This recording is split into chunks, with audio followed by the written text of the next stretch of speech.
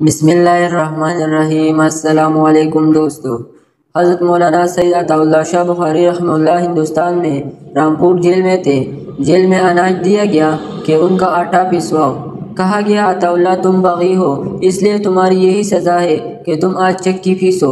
عطا اللہ شاہ بخاری رحمہ اللہ فرماتے ہیں کہ مجھے مزہ آیا، میں نے رومال اتار کر رکھ دیا، وضو کر کے بسم اللہ پڑھ کر کے میں نے چکی بھی پیسنی شروع کر دی اور ساتھ میں سورۃ یاسین کی تلاوت بھی شروع کر دی۔ عطا اللہ شاہ بخاری رحمہ اللہ فرماتے ہیں کہ جب میں نے قرآن کو آواز کے ساتھ پڑھنا شروع کیا تو اس وقت جیل کا سپرڈنٹ قریب تھا، وہ نکل کر آیا اور قریب آ کر روتا ہوا کھڑا ہو گیا اور جیل کا دروازہ کھلوا دیا۔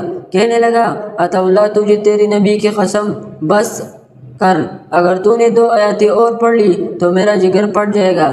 یہ تھا انگریز پر قرآن سننے کا اثر۔ دوستو ہمیں بھی چاہیے کہ ہم روزانہ قرآن کی 1 آیات پڑھیں اور اس پر عمل کریں۔